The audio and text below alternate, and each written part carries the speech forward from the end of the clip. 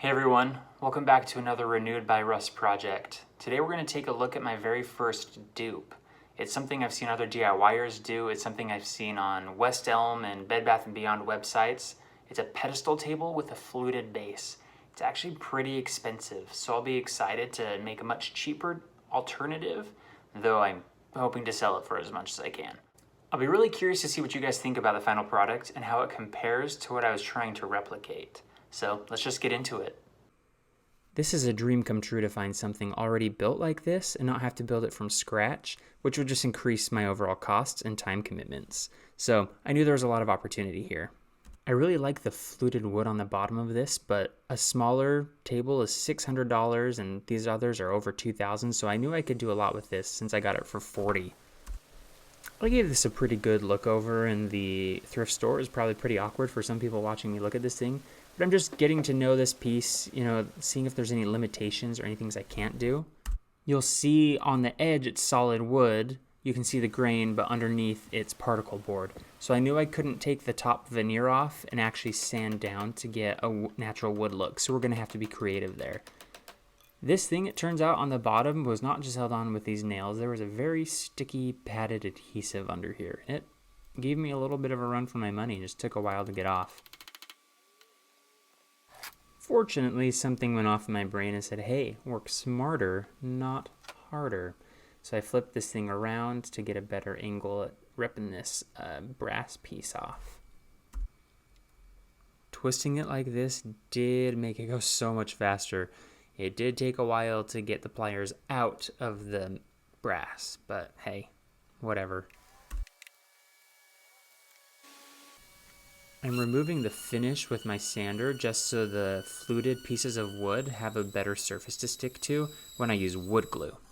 So the picture here really shows what I mean by fluted. They're rounded pieces of vertical wood that give it a really nice texture, but the length I needed of this fluted look was so expensive, and I could only find them on Amazon, and I needed dozens of pieces, so I decided I was going to make my own with my router.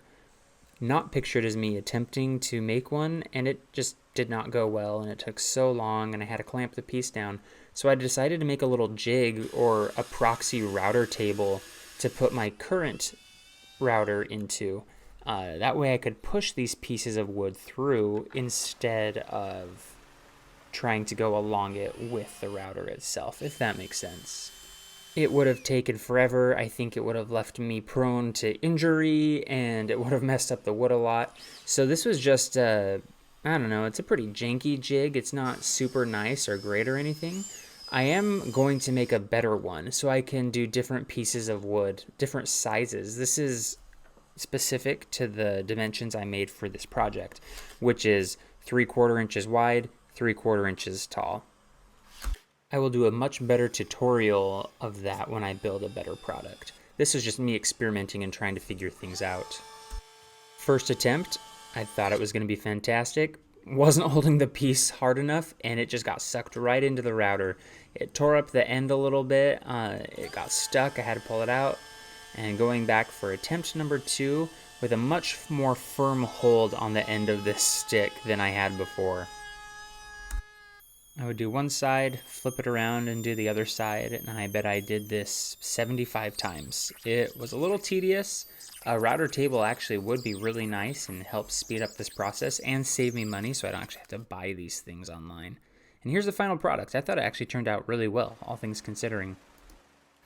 I was actually really nervous about getting these perfectly straight.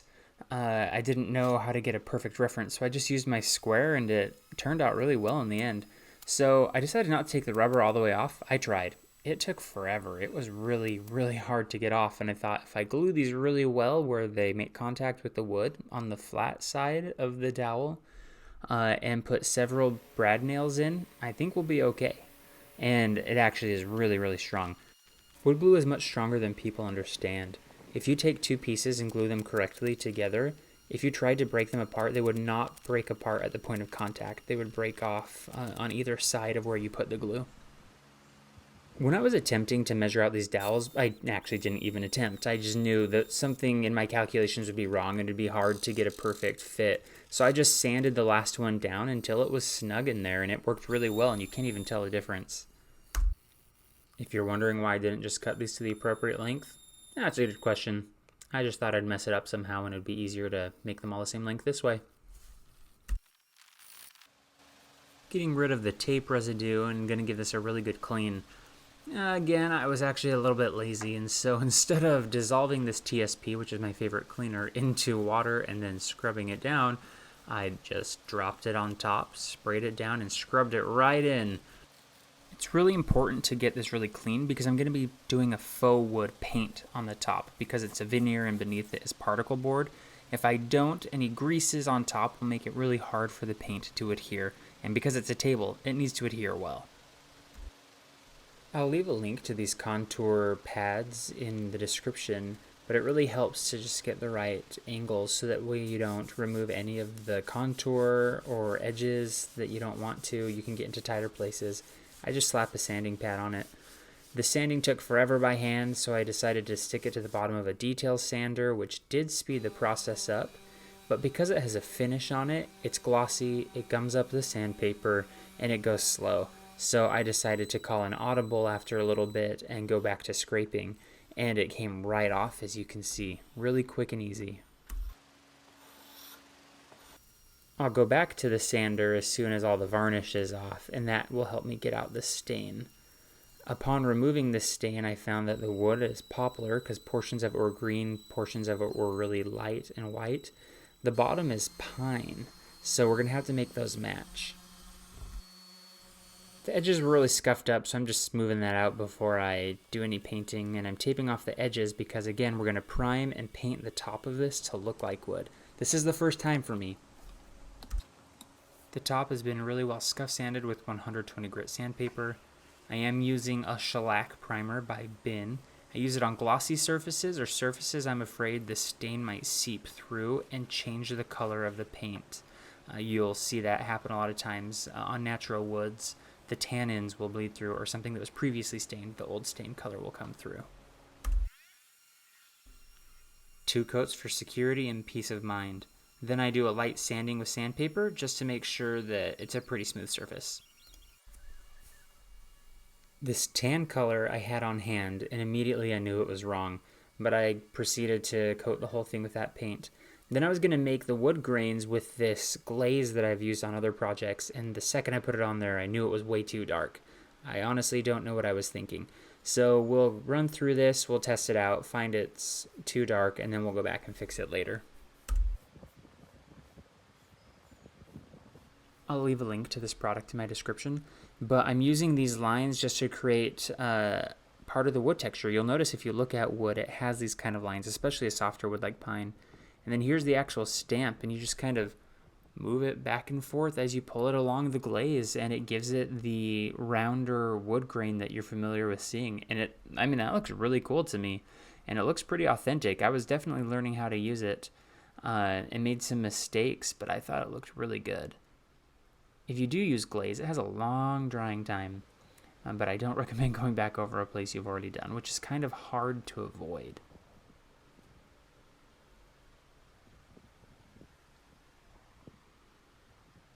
I knew this was wrong, the way it's laying and just my experience with it, but it did help me know what to avoid when I continued going forward. So I just took a piece of the wood that I turned into the fluted dowels directly to the paint section at Home Depot and tried to find a match. I needed it to be a yellowy but tannish color on the base and then a brown color on the top. But there are different shades of brown. It's just interesting. So these are the colors that I went with. Got home, started putting them on. This again was a learning process. So after the base coat dried, I just lightly brushed on this top paint. I'll leave the colors below if you're trying to match a pine look. But already this is so much better, though it is too yellow for me still. So we'll take care of that later, but I think that looks so much better already. Something about it, honestly, I can't remember, bugged me, so I decided to take it off, but it's so hot out here that I couldn't get it off, and you can actually still see some of the texture over there. So I tried to do it differently in the next section, and this was just trial and error. Next time I'm going to do this inside. I think I say that a lot. or wait to do projects like this until it's cooler. It was just drying too fast for me.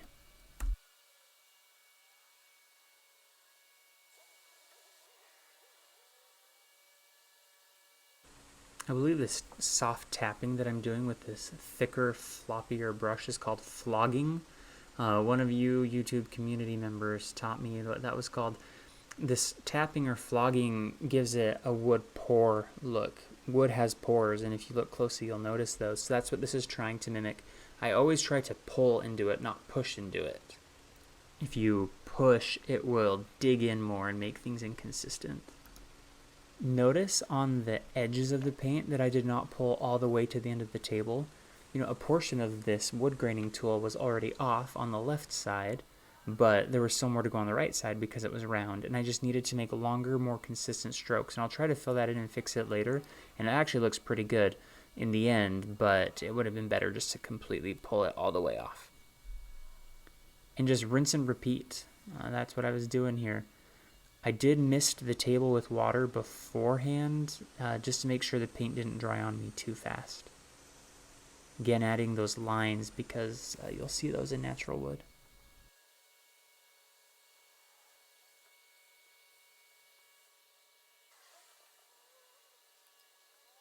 I think I started pressing too hard right here. The wood grain pattern changed. But here's your close-up. Overall, I think it looks pretty good. It's not the right color, so I decided to do a whitewash. This is just 1 part white paint to 1 part water. It thins it down, gives it enough for me to wipe off. I would again do this inside or do it a little faster, but I was also nervous of not doing half of the table at a time because I didn't want a lot of inconsistency. But here, just see the difference between the two, and it looks a lot more natural. And then, my wife pointed out, get it out from under this blue canopy I work under into the light, and it actually looked a lot nicer and a lot more natural. So, I guess that's why you marry and live with somebody smarter than you. That natural wood rim actually matched the rest of the table pretty well, so happy to see that. I had this polyurethane triple thick on hand because this is what I used for our dining table. So I just made sure to get it between all of the grooves of the flutes, and it worked really well. So here's the before, and here's the after. I'm pretty pleased with how it turned out. There's only a couple things I would have done differently. What do you guys think? Again, I bought it for $39, and I have it currently listed for $650. A lot of people ask, but nobody's been willing to pull the trigger, so we'll see if I have to lower the price. I'll let you know in the comments. Ultimately, I'm really happy with how it turned out.